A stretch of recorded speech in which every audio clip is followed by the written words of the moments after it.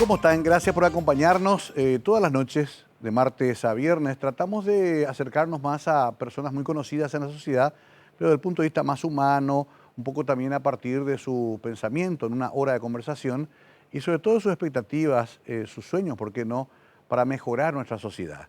La doctora Mirta Moragas tiene una larga trayectoria en tal sentido, sobre todo en términos de derechos de la mujer, de inclusión social y muchos otros que vamos a hablar esta noche. Pero antes quiero que la conozcan un poquito mejor con esta breve semblanza.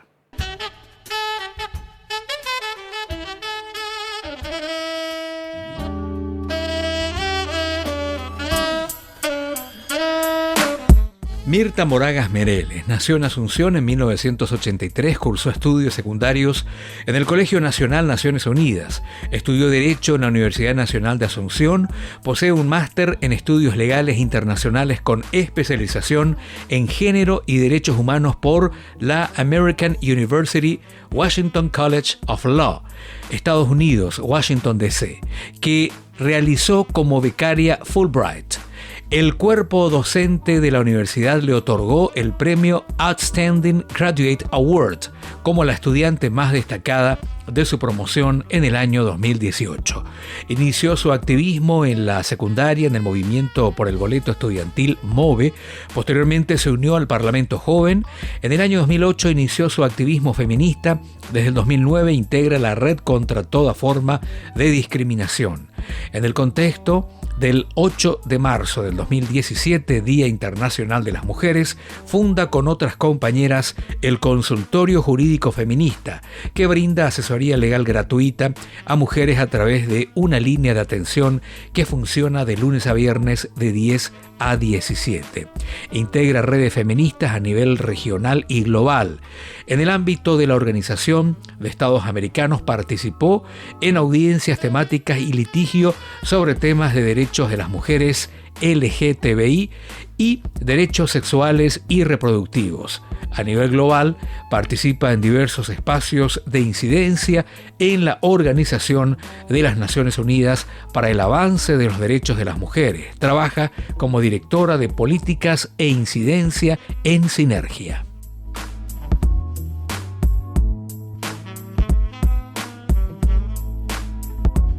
Bueno, doctora Mirta Moragas, me suena raro, Michi es lo que más conocido. ¿Cómo está, querida doctora? Buenas noches, Mario. Un saludo a la audiencia también. Y efectivamente, sí, Michi es como el nombre más conocido.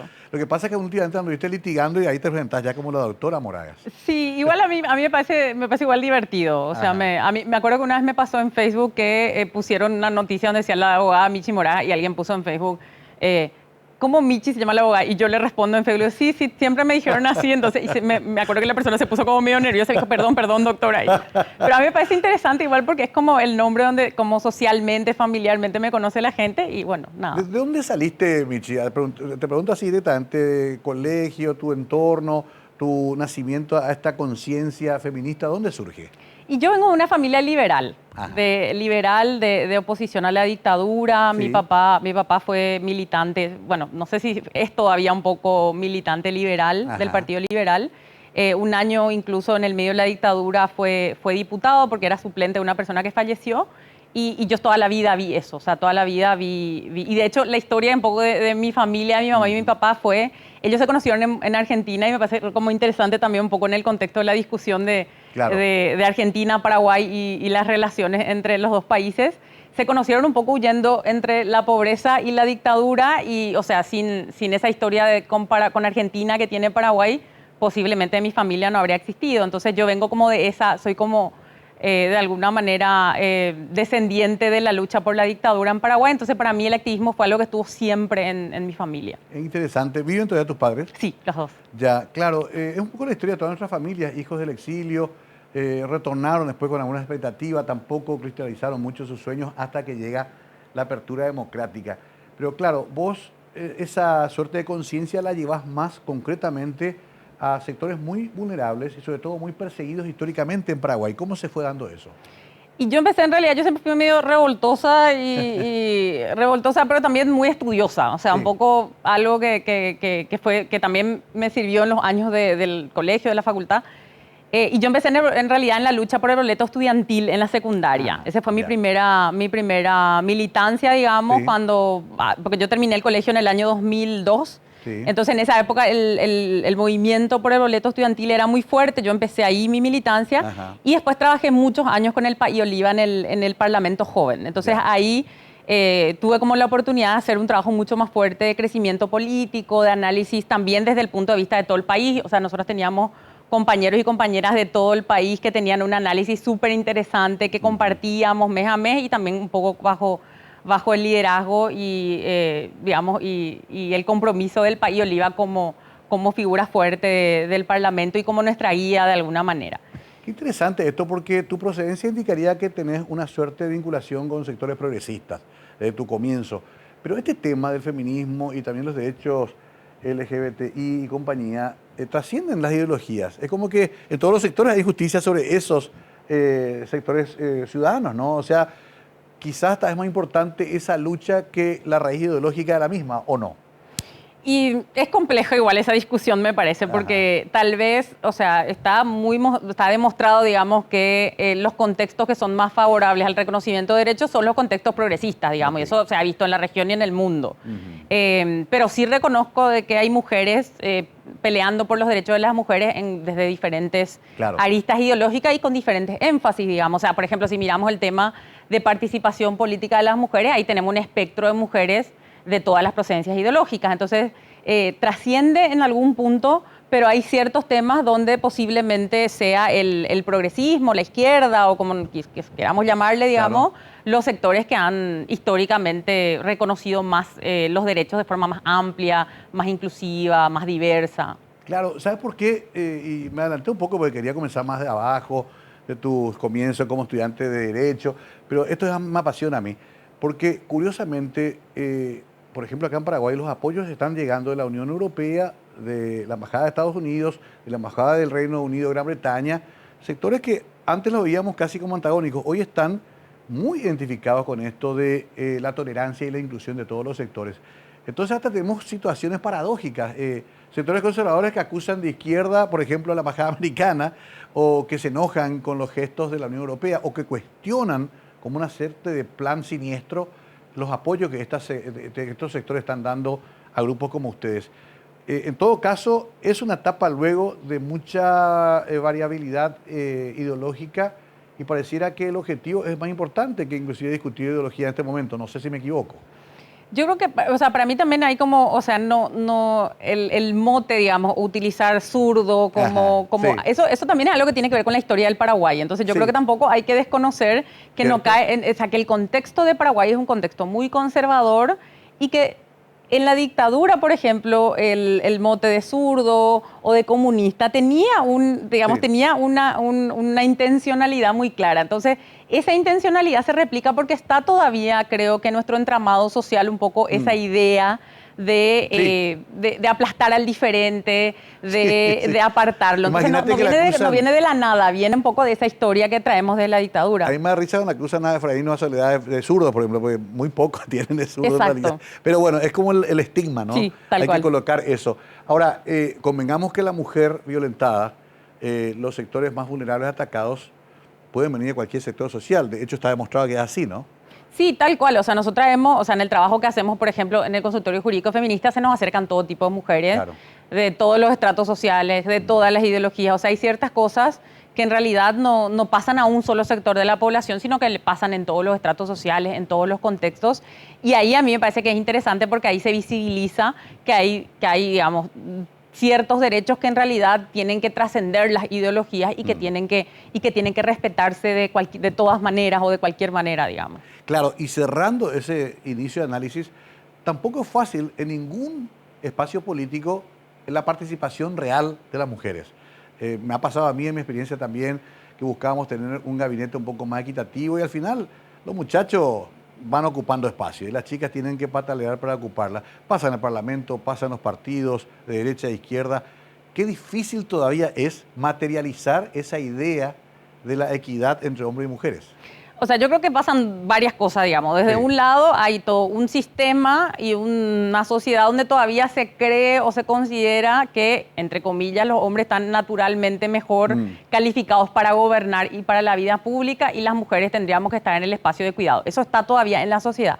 Y al mismo tiempo, esa mirada afecta también individualmente a las mujeres. O sea, yo veo mujeres que hacen política partidaria, que tienen que demostrar muchísimo más sus cualidades, que tienen que estar mejor preparadas, y que estando mejor preparadas, a ellas mismas les cuesta salir afuera porque hay todo un ambiente que tiende a la invisibilidad, que tiende al no reconocimiento, que tiende a minimizar los logros de las mujeres. Entonces, si vos haces incluso un comparativo de las cualidades que tienen las mujeres que hacen política, en muchísimos casos son mujeres que están mucho más preparadas y que igual no tienen los espacios.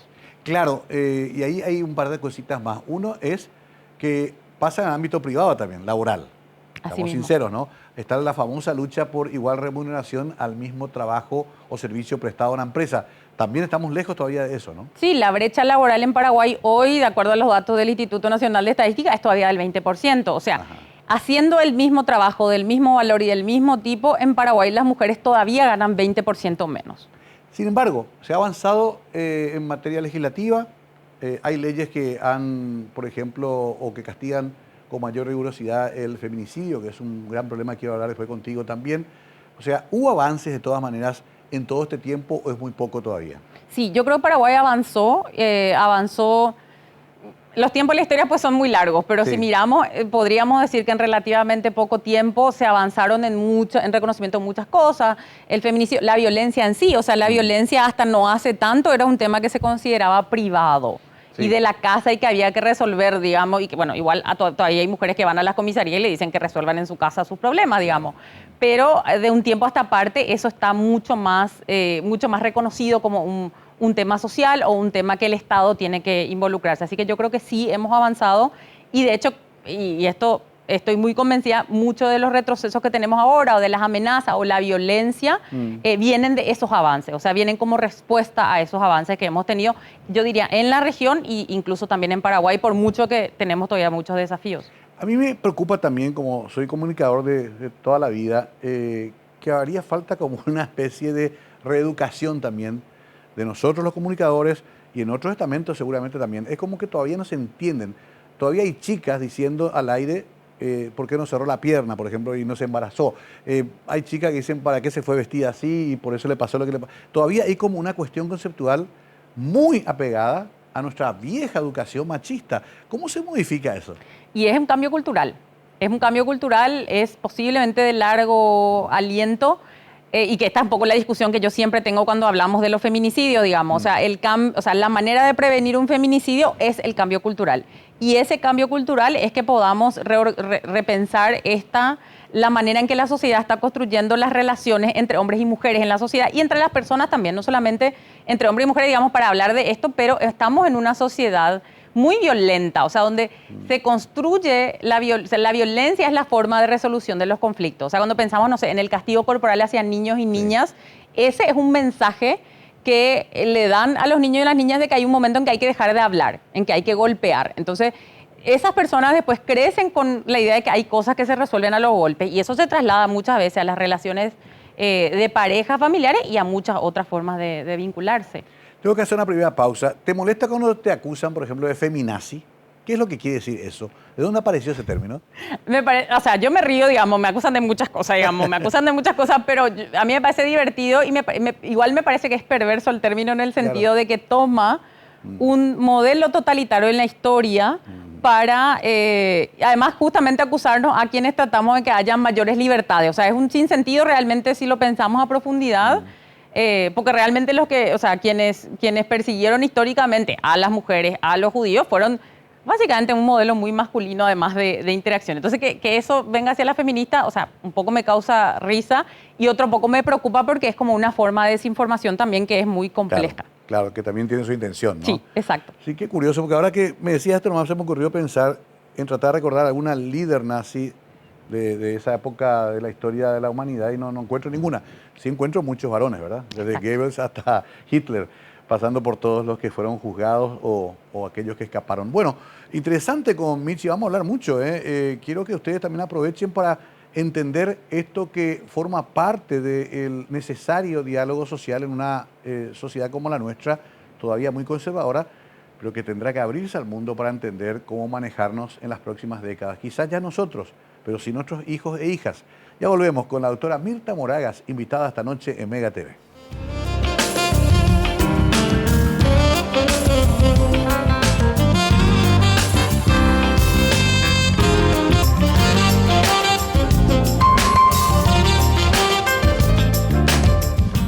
Está con nosotros la doctora Mirta Moragas, pero más conocida como Michi Moragas. A ella no le disgusta ese apodo medio gatuno que te pusieron en algún momento de tu vida, ¿verdad? Sí, cuando era chica en mi casa justamente, y quedó. ¿Tenés hermanos? Tengo 2 hermanas, una hermana mayor que se llama Mónica y que es psicóloga, y una hermana menor que se llama Arami, pero le decimos Tuchi, y es arquitecta.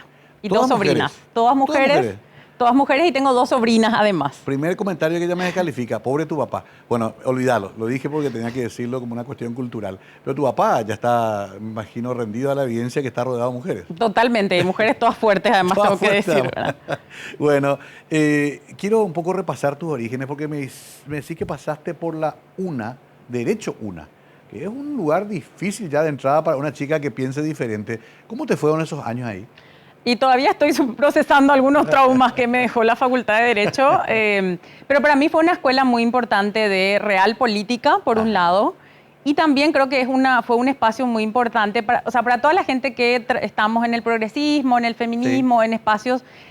Siempre hace bien salir al mundo real, digamos, claro, y enfrentarnos a eso. Salir de la burbuja, ¿no? Y salir de la burbuja y enfrentarnos a eso. Y yo además era como muy buena estudiante, yo en su momento fui la primera ingresante de mi promoción. Ya.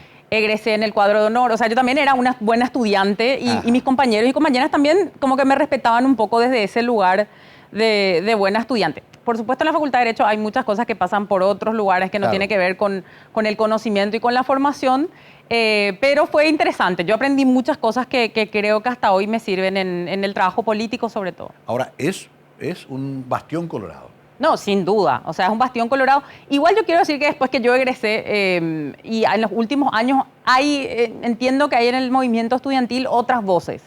Que cuando yo estaba en la facultad era tan minoritaria que no te puedo ni explicar. Claro. Teníamos un movimiento, éramos re poquitos y poquitas, y reunía a toda la gente no colorada, por ejemplo. Y ahora yo entiendo que hay como otros movimientos que se están abriendo paso, por supuesto todavía minoritarios, pero otros movimientos, y eso está como creciendo de a poquito. Entonces también hay otros perfiles. Al salir de facultad, ¿qué hiciste?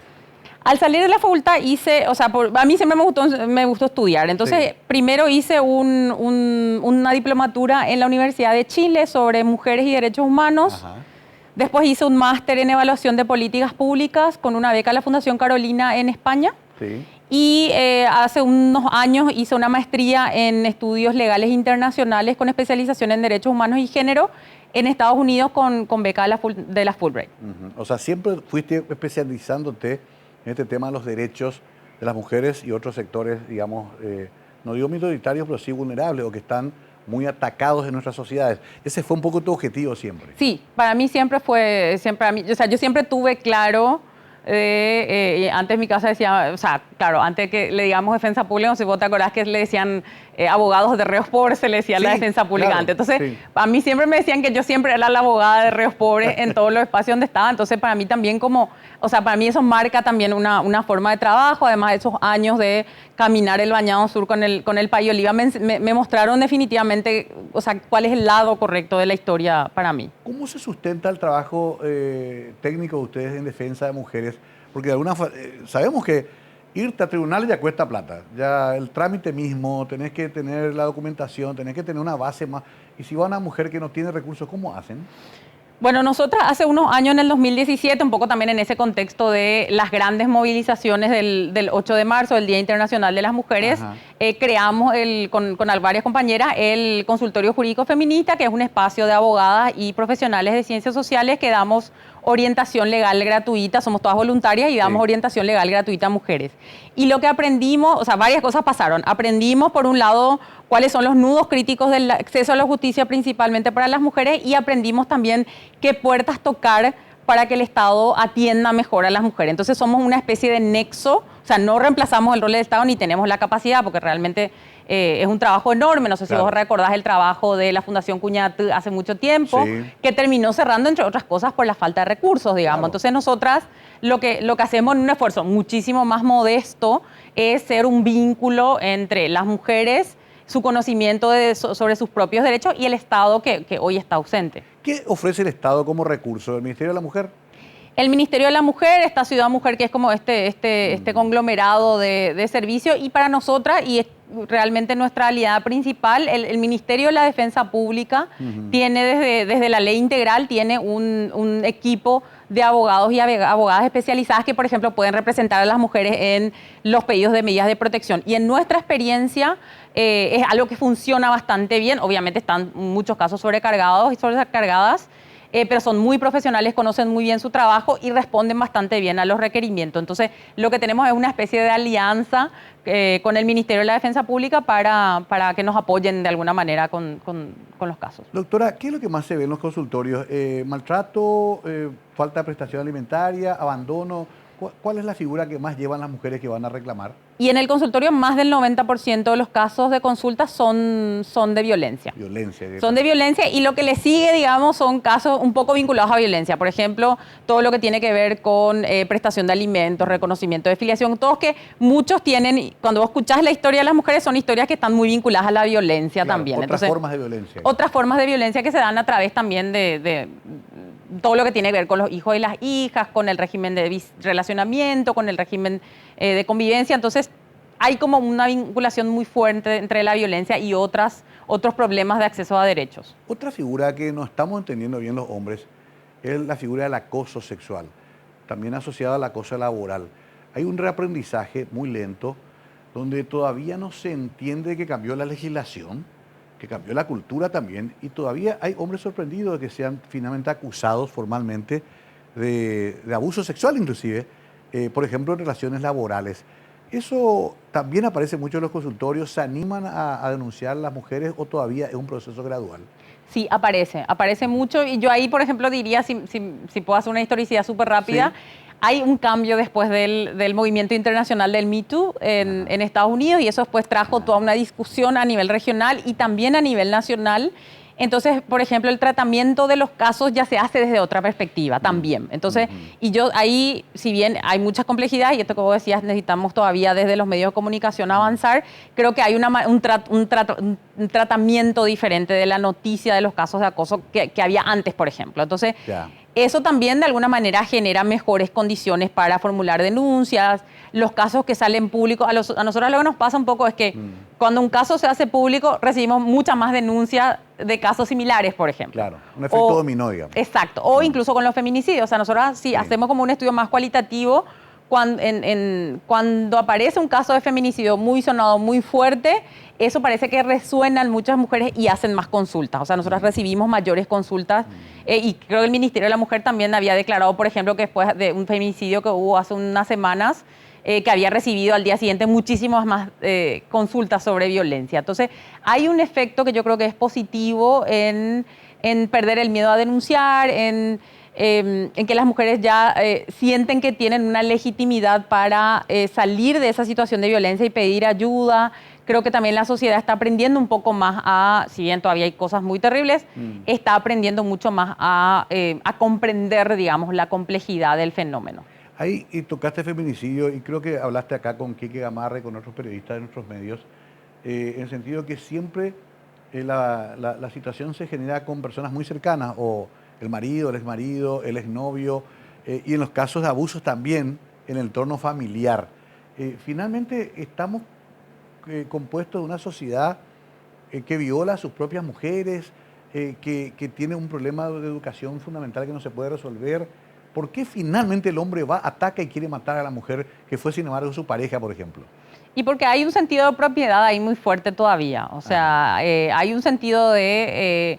y muchas veces, además en muchos casos, hay que recordar, mayoritariamente, si no todas las víctimas de feminicidio tenían alguna medida de protección o alguna vez habían hecho una denuncia, o son mujeres que decidieron salir del ciclo de violencia. O sea, ese salir del ciclo de violencia, ese abandonar al agresor, en muchos casos lo que termina ocurriendo, digamos, es una respuesta de violencia mucho más fuerte y que en varios casos terminó en feminicidio. O sea, Claro. ¿por qué? Porque hay un sentido de propiedad que cuando se intenta romper genera una reacción que es mucho más potente y que en muchas ocasiones terminó en feminicidio. La famosa medida de alejamiento, de restricción, es muy difícil. ¿Cómo se hace cumplir? A no sé que pasemos a una etapa más tecnológica, las famosas pulseras, las tobilleras, no sé si funcionan en otros países, pero así como está planteado es muy difícil que se controle si se cumple o no ese alejamiento.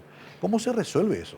Y el Estado, de hecho, la policía declaró públicamente que no tiene la capacidad de controlar y que por eso se llama control aleatorio también de alguna manera, que se hace igual lo mismo en otros casos de prisión domiciliaria, por ejemplo, de hechos punibles comunes, digamos. Yo creo que hay varias cosas que se pueden hacer. La tecnología es algo que se puede utilizar y que estaría bien. Ahí siempre tenemos la resistencia al presupuesto, porque siempre se alude que es un presupuesto y que no tenemos y ta.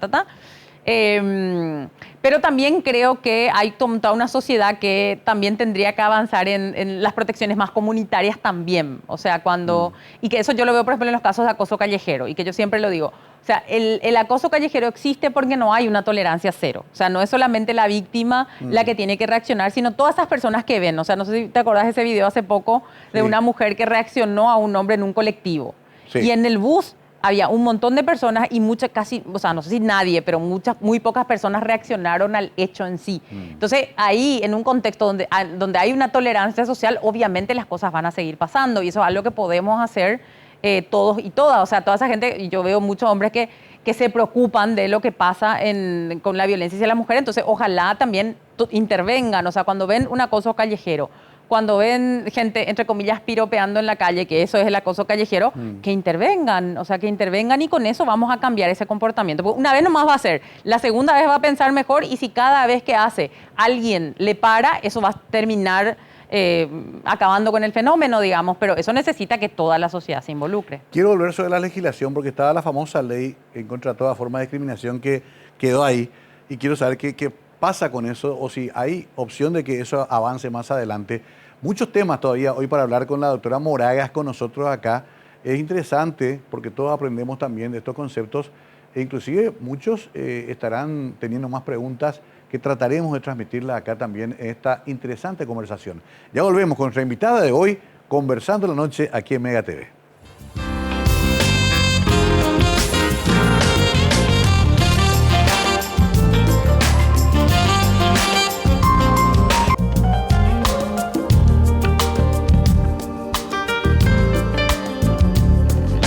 Michil Moragas con nosotros. Yo me acuerdo mucho de la tarea del trabajo de la ley por ellas, donde se modificaban muchas cosas importantes, pero está esa otra ley, la famosa ley Filisola, que fue duramente atacada, donde se ponía, por ejemplo, conceptos como que el piropo iba a ser penalizado, que con esta ley todo el mundo iba a poder abortar, se tergiversó mucho. Pero en realidad, ¿qué busca esa ley contra la discriminación? Bueno, el proyecto de ley contra toda forma de discriminación lo que busca es reglamentar el artículo 46 de la Constitución, que dice que en Paraguay no se admiten discriminaciones, lo cual significa que están prohibidas todas las formas de discriminación. Pero lo que no tiene es un mecanismo concreto. Entonces, está prohibida la discriminación, la pregunta es ¿qué hago ante una situación de discriminación? Claro. Y lo que busca la ley es reglamentar justamente esa aplicación, creando un mecanismo, creando una estructura, además que trabaje las políticas públicas, y haciendo que el Estado realmente asuma ese mandato constitucional de una manera más práctica. ¿Por qué se trabó la ley? Y yo creo que son los sectores conservadores y una matriz de discriminación que es todavía amplia en Paraguay. Es cierto que hay, mucha gente sostiene que tiene que ver con los temas de orientación sexual e identidad de género, pero la verdad es que la matriz de discriminación está en todos lados, digamos. Claro. No sé, recordemos casos de personas que asesinaron a personas indígenas por el hecho de que estaban durmiendo en la calle. O sea, este es un país profundamente discriminador en diversos sentidos. O sea, las personas no reconocemos, por ejemplo, ni contabilizamos cuántas personas afroparaguayas existen en el país, por ejemplo. O sea, nosotros tenemos mandatos de comités de Naciones Unidas que hace varios años que nos dicen tienen que contar cuántas personas afroparaguayas hay. ¿Qué hacemos? Eliminamos la pregunta del censo. Esa también es una forma de discriminación. O sea, no reconocer la diversidad de personas que viven en el país. Entonces, la idea un poco de esta ley es dar herramientas para que el Estado se haga cargo de un poco de todas las formas de discriminación que existen en la sociedad. A ver, quiero bajar un caso concreto. Un oriental que quiere entrar a una discoteca en Asunción y le dicen no, no permitimos orientales. No tiene dónde recurrir. O sea... Hoy no. Hoy no. No tiene una ley que le proteja. No tiene una ley y tampoco hay, que podría haber y que ojalá en algún momento concretemos, también podrían haber ordenanzas municipales, por ejemplo, ¿verdad? Claro. También podría haber cuestiones más administrativas, o sea, no, la ley para nosotros, o sea, en Paraguay lo que pasa es que hay muchas cosas que pareciera que no puedes hacer si no tenés ley. O sea, hay una cultura ahí medio de que necesitamos la ley para todo, ¿verdad? Si tuviéramos una cultura mucho más horizontal, digamos, podríamos tener ordenanzas municipales, podríamos tener, o sea, el propio Ministerio de Justicia podría crear una unidad de igualdad y no discriminación sin necesidad de la ley. O sea, hay muchas cosas que se podrían hacer, pero hoy es el momento en el que no se quiere asumir porque además no queremos dar la discusión. O sea, para mí igual fue muy importante en el año 2014, que fue la primera vez que se trató el proyecto, que fue una discusión en el Senado súper rica, 4 horas de debate, cosa que tampoco nuestros legisladores y legisladoras están muy acostumbrados a hacer. Sí. Entonces fue un debate muy interesante y ahí se pudo ver de que la matriz de discriminación, si bien se habla mucho de los temas de orientación sexual y identidad de género, igual están ahí, y están ahí para todos los temas. Y creo que eso es importante reconocer también. Qué interesante lo que decís, porque me pongo a pensar que el fútbol, por ejemplo, ya se adelantó a esto y ya se castiga, por ejemplo, a la hinchada, le ha pasado a Olimpia, le ha pasado a Cerro, por decirle negro a un jugador. Sí, y en Paraguay las eliminatorias también, o sea, las eliminatorias que o puto, o lo que sea, ya no se puede decir en el fútbol. En la pelota no se puede decir, pero todavía sí se puede decir a nivel social, digamos, todavía se pueden usar esas. Qué curioso cómo avanzan paralelamente otros sectores que no necesariamente necesitan una ley nacional, ¿verdad? Es lo que quiero entender, lo que decías. Ahora, también convengamos de que cada vez que se quiere discutir esto se lleva a una cuestión proselitista. Y como pasamos de elección en elección, siempre se va posponiendo el debate. ¿En qué momento vamos a hablar de esto? Y esa es la pregunta que a mí me encantaría tener una respuesta también, digamos. O sea, siempre se termina como, además se termina, y es un poco para mí lo que pasó mucho con este tema de la donación de la Unión Europea, o lo que pasó un poco con el tema de la transformación educativa, que salen los temas vinculados al género o a la sexualidad como excusas para no tratar los temas de fondo, digamos. Sobre todo, y de mucha desinformación, digamos, porque lastimosamente ni había perspectiva de género en el plan inicial de transformación educativa, muchísimo menos los temas de sexualidad estaban puestos, o sea, que igual ahí es un vacío, digamos, y es una falta, pero ni siquiera estaban, pero en un contexto, sobre todo electoral, recordemos en qué momento, ese no es un momento, no ocurre en el vacío, ocurre en un momento electoral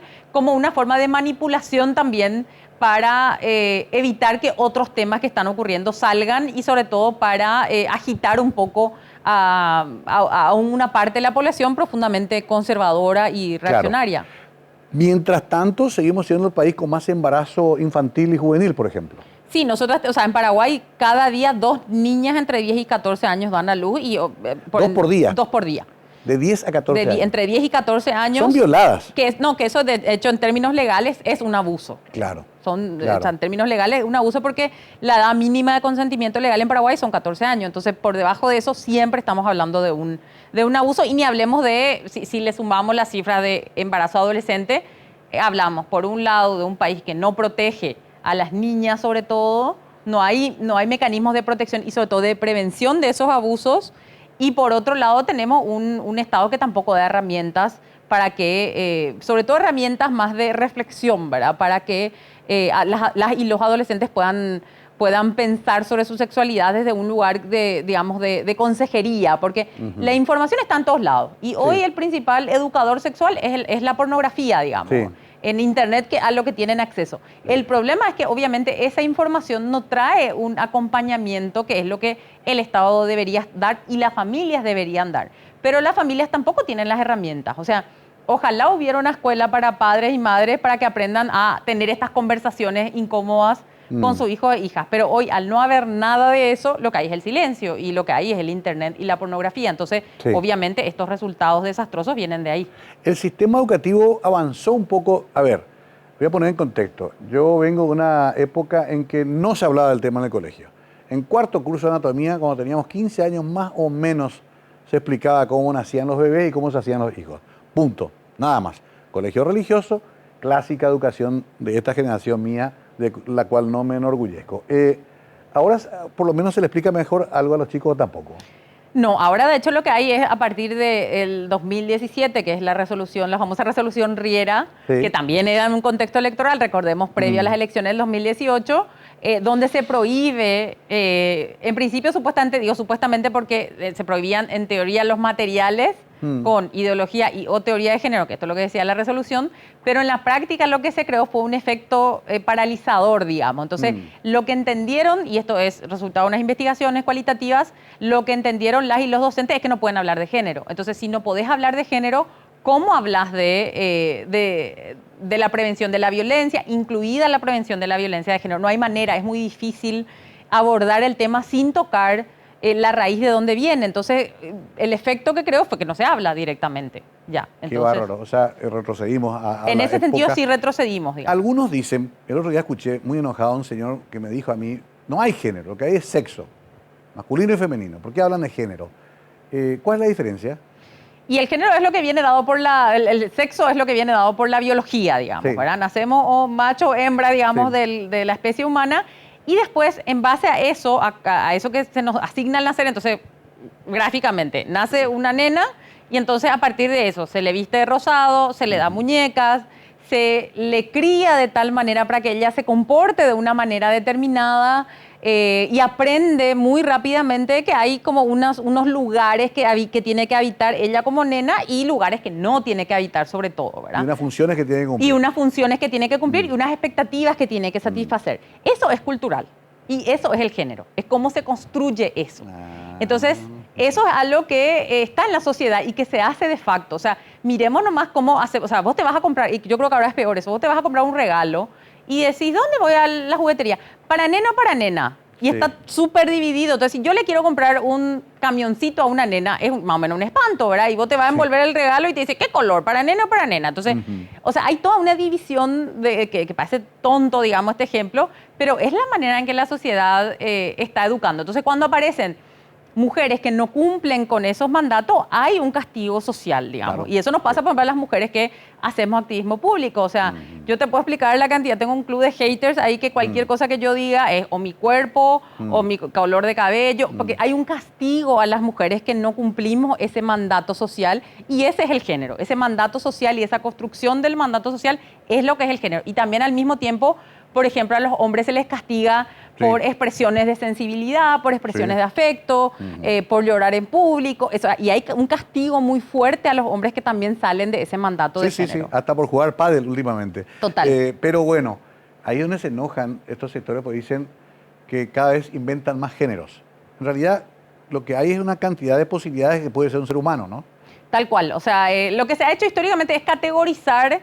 Porque claro, y sobre todo cuando pensamos, por ejemplo, en las leyes son categorías finalmente creadas de forma artificial, ¿verdad? Y lo que se ha hecho fue, de alguna manera, tratar de categorizar, pero la verdad es que las identidades y la forma de ejercer esa identidad y las expresiones de afecto y sexuales son muy diversas en la sociedad. Entonces, es muy complejo también el tema. O sea, yo entiendo que hay una complejidad muy grande ahí, pero creo que la mejor manera es abordarla. O sea, reprimirlo no va a hacer que deje de existir. O sea, claro, yo ahí quiero recordar, por ejemplo, que la primera manifestación pública en Paraguay de defensa de las personas por su orientación sexual es del año 59. En la época de Stroessner, digamos, después del famoso caso de Bernardo Aranda, sí, días después, el 30 de septiembre del año 59, aparece una expresión pública que reivindica los derechos humanos y además reivindica los derechos a que las personas hagan en privado con su propio cuerpo lo que quieran sin molestar a nadie y sin ser molestados. Y eso, o sea, a mí me parece muy importante esto porque ocurrió solo 10 años después de la Declaración Universal de Derechos Humanos, que es del 48. Entonces, en ese sentido, en Paraguay, la reivindicación de derechos tiene muy larga data, incluso en el contexto de la dictadura. Pero también mucha persecución. Por supuesto, muchísima persecución. De hecho, las persecuciones más grandes a las personas por su orientación sexual y por su identidad de género son de la dictadura. Qué curioso, ¿no? Porque una dictadura que además igual albergó en su interior a muchas personas de diversos géneros. Total, sí. Había como una hipocresía, o hay como una hipocresía, ¿no? Absolutamente. Realmente impresionante el tema. ¿Te animás a hablar del aborto después, antes de terminar? Sí. Y también quiero hablar del lenguaje inclusivo, otro tema que irrita a muchísima gente. Enseguida, tenemos poco tiempo ya de tanto que tenemos que hablar con Michi, pero es muy interesante que lo hablemos en un espacio como este y que usted siga el debate, ¿por qué no?, en su casa. Algunos se van a enojar inclusive, pero no importa, lo importante es que hablemos del tema. Ya volvemos.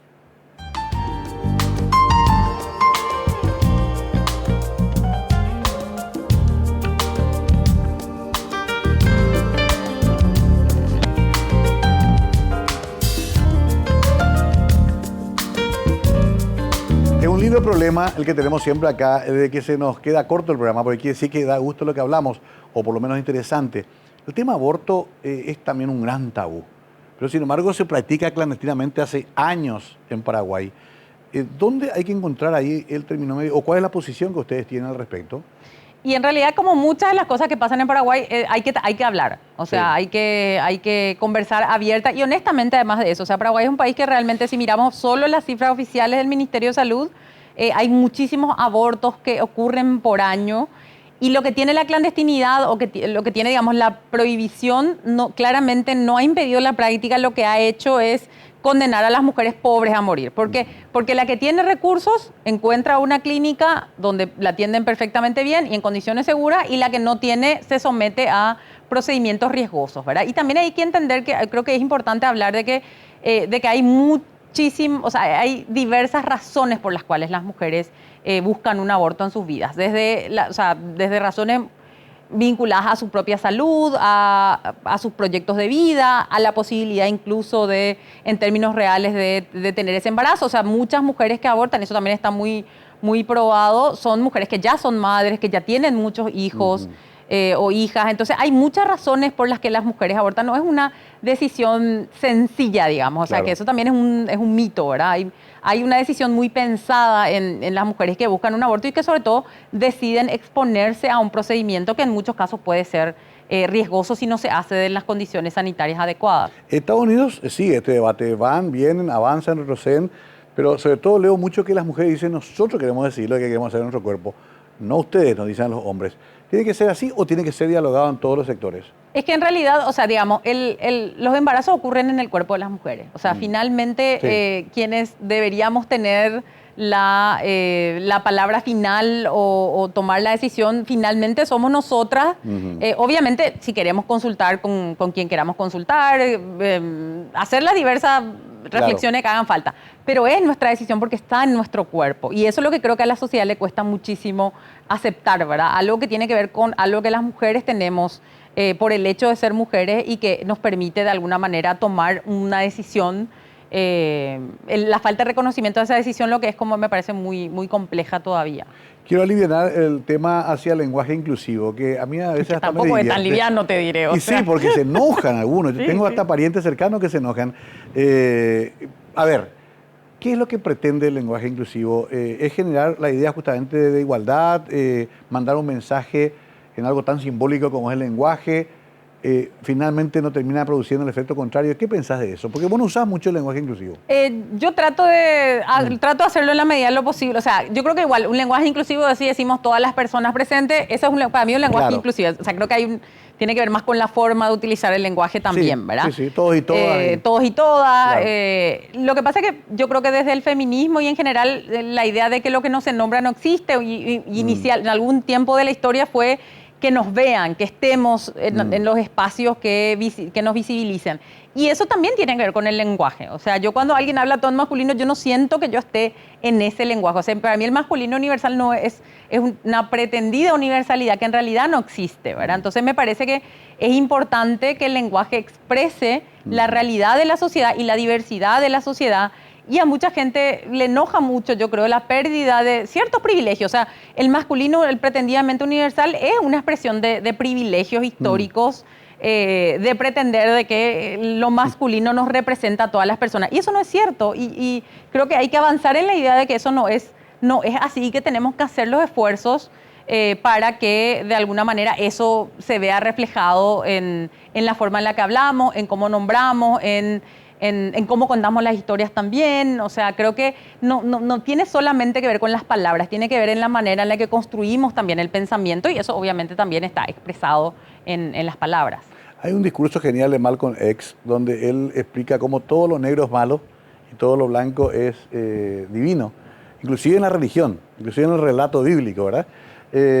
Quizás hicimos lo mismo con las mujeres a lo largo de los años, pero Claro, habrá que encontrar un equilibrio, porque también hay hasta sátira sobre la exageración del lenguaje inclusivo, ¿no? Que a veces queda como incómodo en el discurso o en el relato.